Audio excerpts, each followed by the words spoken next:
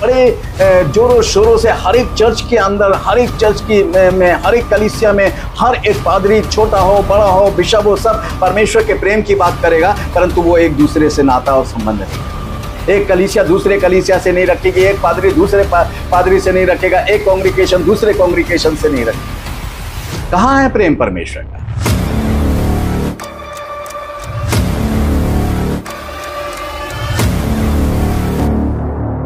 प्रभु यीशु मसीह के मधुर नाम में आप सबको जय मसीह की। प्रभु आप सबको बहुतायत से आशीष दे, आमीन। हम बात कर रहे हैं प्रकाशित वाक्य की पुस्तक के बारे में। प्रकाशित वाक्य के इस श्रृंखला में आप सभी का स्वागत है। प्रकाशित वाक्य के 7 खंडों में से हम 5वें खंड में हैं। पिछले संदेश में हमने प्रकाशित वाक्य 13 अध्याय उसके 9 पद से सीखा था। आज हम सीखेंगे प्रकाशित वाक्य 13 अध्याय उसके 10 पद के पहले भाग के विषय में सीखेंगे। पहले हम इस पद को पढ़ लेते हैं कि यहाँ क्या लिखा है।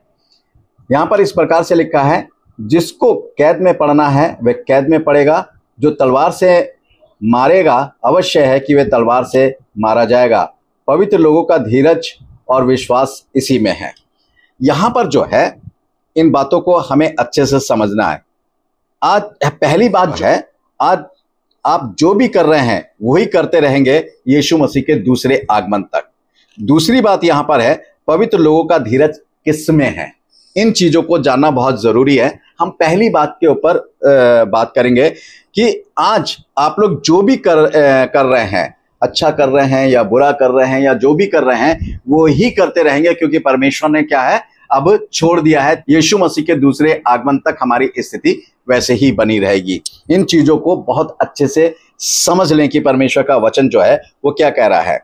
यहाँ है, जिसको कैद में पड़ना है वह कैद में पड़ेगा, जो तलवार से मारेगा अवश्य है कि वे तलवार से मारा जाएगा। इसका अर्थ क्या है? इसका अर्थ है, और परमेश्वर का वचन जो है वो ये कहता है कि इसको हम अच्छे से समझे ताकि बुराई से अपने आप को बचा के रखे, क्योंकि अगर बुराई में पड़े हैं तो बुराई ही करते रहेंगे। क्योंकि परमेश्वर कह रहा है कि अब बिल्कुल अंत समय है, बिल्कुल आखिरी समय है इस दुनिया का और हमारे जीवन का। फिर है, जो बंदी बनाता है वह बंदी बनाया जाएगा, अर्थात जो किसी को अपना गुलाम बनाकर रखता है वह भी गुलाम बनेगा। वह चाहे शैतान का गुलाम हो या आग की झील में हमेशा के लिए कैद हो जाएगा, और वहां से वह कभी भी इस कैद में से निकलने नहीं पाएगा। जो तलवार से मारता है कि अवश्य वह तलवार से मारा जाएगा। तलवार से मारने का मतलब क्या? जो किसी का खून करता है। आज तलवार तो नहीं, आज तो बंदूक और गोलियां, चाकू, ये सारी चीजें। जो किसी का खून करता है तो अवश्य है कि उसका भी खून किया जाएगा, वो भी मारा जाएगा। अब वो मारा जाने का सबसे तरीका क्या है? इसका जो मुख्य अर्थ है इसको पहले अच्छे से समझे। ये ना समझो कि सिर्फ तलवार से ही मारने वाला मरेगा। उस समय मुख्य हथियार के रूप में जो भी होगा, चाहे वो तलवार हो, जो भी हो, उससे जो मैंने आपको बताया, यानी इंसान को क्या है, जो जैसा करेगा उसको वैसे ही परिणाम भुगतने पड़ेंगे। अगर आप अच्छा करेंगे तो अच्छे परिणाम भुगतने पड़ेंगे, यदि आप गलत करेंगे तो आप गलत परिणाम भुगतने पड़ेंगे। तो आप परिणाम के लिए भुगतने के लिए तैयार हो जाइए कि अब वो समय आया है कि अब आपको क्या है, उसमें लिप्त होना पड़ेगा। यहाँ इब्रानियों में क्या लिखा हुआ है? इब्रानियों 10 और उसका 29 पद।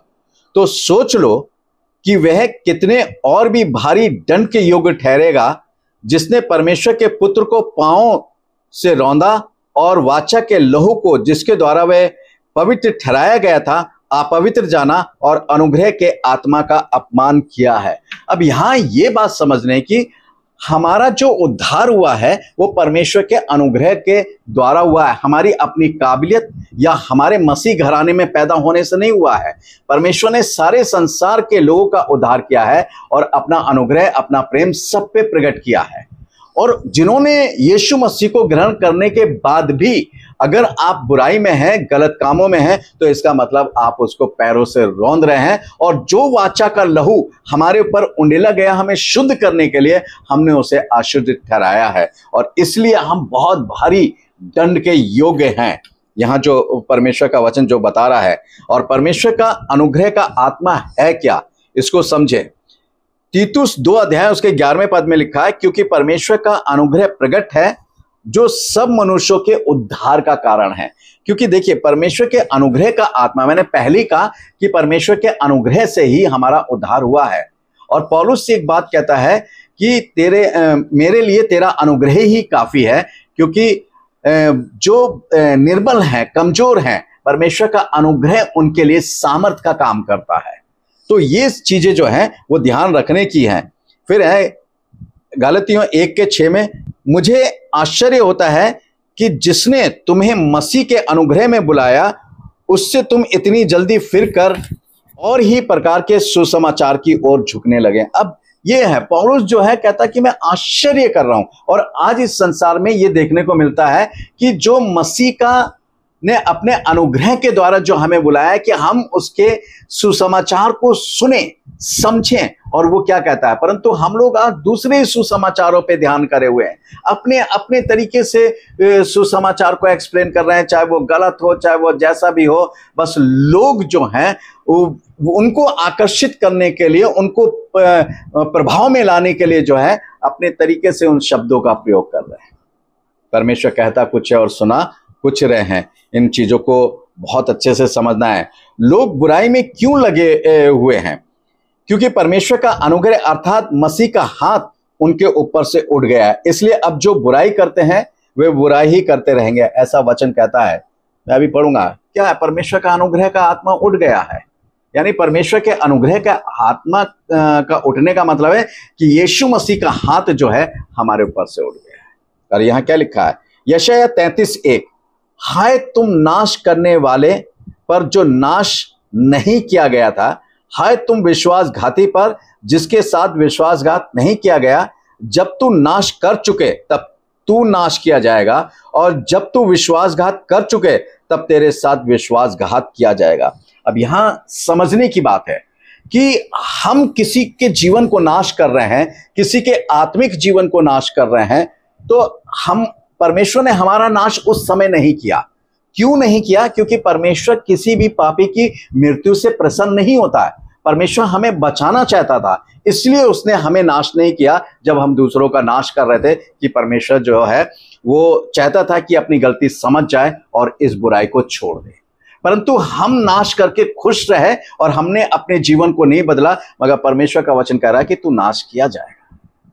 हमने बहुतों के साथ विश्वासघात किया इस पृथ्वी पर, मनुष्यों के साथ जिन्होंने हम पर विश्वास किया, हमने उन्हें धोखा दिया, उनके साथ विश्वासघात किया, और यहां तक कि हमने परमेश्वर को धोखा दिया और परमेश्वर के साथ विश्वासघात किया। परमेश्वर ने उस समय हमारे विश्वासघात का दंड हमें नहीं दिया, परंतु परमेश्वर क्या चाहता था कि हम मन फिराएं, क्योंकि परमेश्वर किसी भी पापी की मृत्यु से प्रसन्न नहीं होता है। परमेश्वर चाहता था कि हम मन फिराएं, हम विश्वासघाती ना बने, हम विश्वासी बने और अपने विश्वास के द्वारा हर एक का मन जीते और परमेश्वर को खुशी दे सके, परमेश्वर का मन जीते, ताकि परमेश्वर का अनुग्रह और परमेश्वर की आशीष हम पर बनी रहे। परंतु हमने नहीं किया, तो हमारे ऊपर हम भी क्या है, हमारे साथ भी विश्वासघात किया जाएगा। यहाँ यिर्मयाह 43:11 में है, वे आके मिस्र देश को मारेगा, तब जो मरने वाले हों वे मृत्यु के वश में, और जो बंदी होने वाले हों वे बंधुओं में, और जो तलवार के लिए हैं वे तलवार के वश में कर दिए जाएंगे। यहाँ पर क्या है? यहाँ पर क्या, यदि आप बुराई करने में लगे हैं तो आप बुरा ही करते रहेंगे। अब चाहे आप किसी को मारने में लगे हैं, किसी के जीवन को नाश करने में लगे हुए हैं, किसी को बर्बाद करने में लगे हैं, विश्वासघात में लगे हैं, जो भी कर रहे हैं करते रहिए, मगर इसके परिणाम को भुगतने के लिए तैयार हो जाइए कि आपके साथ भी वो ही होगा जैसा आप लोगों के साथ कर रहे हैं। अगर आप अच्छा कर रहे हैं तो परमेश्वर का जो है आपको अच्छा प्रतिफल देगा, यदि आप बुरा कर रहे हैं तो आपके साथ बुरा होने जा रहा है। फिर यिर्मयाह 15:2 में है, यदि वे तुझसे पूछें हम कहाँ निकल जाएं, तो कहना यहोवा यूं कहता है, जो मरने वाले हैं वे मरने को चले जाएं, और जो तलवार से मरने वाले हैं वे तलवार से मरने को, जो अकाल से मरने वाले हैं वे अकाल से मरने को, और जो बंदी हैं बनाने वाले हैं वे बंधुआई में चले जाएं। अब यहाँ जो है बहुत से लोग क्या करते हैं, मैं आपको एक चीज बताना चाहता हूँ। बहुत से यहाँ यिर्मयाह नबी बिल्कुल साफ बात कहता है कि लोग अगर पूछें कि हम कहाँ चले जाएं, तो उनको बता दे कि तुम लोगों को कहाँ जाना है। परंतु आज पारे लोग क्या कहते हैं, जब आते हैं कि आप हमारे लिए प्रार्थना कीजिए, हमें ये पर, कोई नहीं, परमेश्वर आप पर अनुग्रह कर रहा है, परमेश्वर आप पर दया कर रहा है, परमेश्वर प्रेमी है, परमेश्वर जो है अनुग्रहकारी। अरे कब तक वो अनुग्रहकारी बना रहेगा? कब तक वो प्रेमी बना रहेगा? कभी ना कभी तो उसके सब्र का बांध जो है वो टूटेगा। कब तक वो इन बातों को सहता रहेगा? और ये पादरी कब तक ये प्रचार करते रहेंगे परमेश्वर प्रेमी है, परमेश्वर प्रेमी है? परमेश्वर का वचन कहता है कि परमेश्वर जलनशील भी है। उसकी जलन के बारे में प्रचार क्यों नहीं होता? परमेश्वर क्रोध करने वाला भी है, उसके क्रोध के विषय में क्यों नहीं प्रचार होता? परमेश्वर जो है वो पलटा लेने वाला है, वो पलटा किन बातों का लेगा, इसका प्रचार क्यों नहीं? मगर नहीं साहब, जो आ रहा है परमेश्वर प्रेमी है, बेफिक्र रहिए, परमेश्वर प्रेमी। मगर यहाँ यिर्मयाह नबी से क्या कह रहा है परमेश्वर? जो मरने के लिए है वो मरने के लिए जाए, जो किसी को बंधु बनाया हुआ है वो भी बंदी बनाया जाएगा, जो किसी के साथ बुराई कर रहा है उसके साथ भी बुराई करने के लिए तू तैयार है।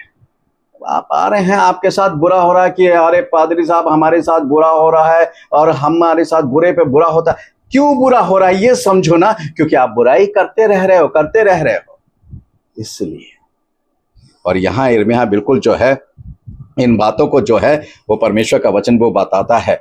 ये बिल्कुल कह रहा है ये स्थिति जो है वैसे ही रहेगी और जैसा है। ये बात परमेश्वर ने बहुत ही मजबूर होकर जो है वो कही है और बहुत ही मजबूर होकर अपने अनुग्रह की आत्मा को लोगों के ऊपर से हटा लिया है कि अब तुम सब लोग बुराई में ही लगे रहो और नाश हो जाओ। क्योंकि परमेश्वर कहता रहा वो किसी भी पापी की मृत्यु से प्रसन्न नहीं होता, किसी भी। अरे कब तक मौका देगा? कब तक? यीशु मसीह को आए हुए 2000 साल हो गए, उसके बलिदान को किए हुए वो मर गया, जी उठा, 2000 साल हो गया। मगर हमारे जीवन में बदलाव क्या है? क्या बदलाव है? हमारी सोच में क्या बदलाव है? जितने मसीह लोग हैं सब चर्चेस के बड़े जोरों शोरों से हर एक चर्च के अंदर, हर एक चर्च की में हर एक कलीसिया में हर एक पादरी, छोटा हो बड़ा हो, बिशप हो, सब परमेश्वर के प्रेम की बात करेगा, परंतु वो एक दूसरे से नाता और संबंध नहीं रखेंगे। एक कलीसिया दूसरे कलीसिया से नहीं रखेगी, एक पादरी दूसरे पादरी से नहीं रखेगा, एक कांग्रीगेशन दूसरे कांग्रीगेशन से नहीं रखेगी। कहां है प्रेम परमेश्वर का? परमेश्वर का प्रेम तो सबको जोड़ने में है, क्योंकि सब एक ही परमेश्वर को मान रहे हैं। उसका एक ही वचन है, प्रभु यीशु मसीह एक है, उसकी आत्मा एक है, जहां जा रहे हैं वो स्थान भी एक है। मगर यहां पृथ्वी पर हम बटे हुए हैं और फिर अपने आप को परमेश्वर का कहते हैं। कोई परमेश्वर का नहीं है जब तक हम एक दूसरे के साथ संगति नहीं करेंगे, चाहे वो पेंटिकॉस्टल हो, मेथोडिस्ट हो, सीएनआई हो, साल्वेशन आर्मी हो, कोई भी क्यों ना, जब तक हम सब एक नहीं होंगे हमारे अंदर से परमेश्वर का प्रेम प्रकट नहीं होगा। और नहीं करेंगे समय रहते तो समझो अनुग्रह उड़ गया और फिर हम नाश के कगार पर होंगे। परमेश्वर का वचन स्पष्ट ये बताता है। क्या लिखा है? परमेश्वर क्यों किसी एक को नाश होता हुआ नहीं देखना चाहता है? जैसा मैं कई बार इस बात को बता चुका हूं, मैं अब रेफरेंस भी दे रहा हूं, एजेकिएल 18:32, क्योंकि प्रभु यहोवा की ये वाणी है, जो मरे उसके मरने से मैं प्रसन्न नहीं होता, इसलिए पश्चाताप करो ताकि तुम जीवित रहो। वो कहता है इन बातों से, वो पश्चाताप का समय देता है और इसलिए वो दिए पड़ा है। एजेकिएल 33:11 में, इसलिए तू उनसे ये कहे, परमेश्वर यहोवा की ये वाणी है, मेरे जीवन की सौगंध, मैं दुष्ट के मरने से कुछ भी प्रसन्न नहीं होता, परंतु इससे कि दुष्ट अपने मार्ग से फिरकर जीवित रहे। हे इजराइल के घराने, तुम अपने अपने बुरे मार्ग से फिर जाओ, तुम क्यों मरो? अब यहां देखिए, यहां परमेश्वर क्या अपनी ही सौगंध खा रहा है, अपनी ही कसम खा के कह रहा है कि मैं किसी भी पापी के मरने से प्रसन्न नहीं होगा। मगर कब तक वो रुका रहेगा? वो कहता पश्चाताप करो। कब तक वो इंतजार करेगा? अरे उड़ाओ पुत्र भी जो था, जब उसे पश्चाताप हुआ, उसने पश्चाताप करा, तो उसने क्या करा? पश्चाताप करके वहीं नहीं ठहरा रहा, पश्चाताप करके वहीं नहीं रुका रहा, चाहे उसकी जेब में पैसे हो या नहीं हो, वो फिर कर अपने पिता के घर में आया। उसने इस चीज को नहीं करा कि मैं अब पुत्र के औहदे पर आऊंगा, वो दास के औहदे पर बनने के लिए अपने पिता के पास लौट कर आया। मगर हम अपने स्वर्गीय पिता के पास लौट कर कब आएंगे? हम तो साहब खुद अपने आप को बड़ा बनाए हुए हैं, बिशप बनाए हुए हैं और अपने आप को प्रॉफिट बनाए हुए हैं, अपने आप को बहुत उत्तम और अच्छा मसीह बनाए हुए हैं। इसलिए हम लौट के नहीं आते, क्योंकि हमारी सोच में पश्चाताप ही नहीं है। हम अपने आप को वो उड़ाऊ पुत्र के समान रखते नहीं, उस उड़ाऊ पुत्र के समान नहीं रखते कि मैं अपने पिता के घर में जाऊंगा, है पिता मैं अब तेरा पुत्र कहलाने की योग नहीं, मुझे अपना दासी नौकर ही बना ले तू बस। मगर अपने घर में जगह दे दे नौकर बनाकर, वो सिर्फ जगह पाना चाहता था अपने पिता के घर में। आज हमें जगह मिले ना मिले कोई फर्क नहीं, नहीं साहब, हम जो कुछ हैं हम हैं, हमारे अलावा और कोई नहीं। यही तो शैतान ने करा था। वो कहता था जो कुछ हूं मैं हूं, परमेश्वर कुछ नहीं है, और इसलिए वो परमेश्वर से भी बड़ा बनना चाहता था। आज भी लोग उसी में लगे हुए हैं, और यही कारण है कि जो जैसा कर रहा है परमेश्वर अब उकता गया इन चीजों से, और इसलिए परमेश्वर ने अपना अनुग्रह का आत्मा जो है वो उठा लिया। अब जो जैसा कर रहा है वो वैसा ही करता रहे, मगर उसके परिणाम भुगतने के लिए वो तैयार है। और लोग देखेंगे, तमाशा देखेंगे लोग।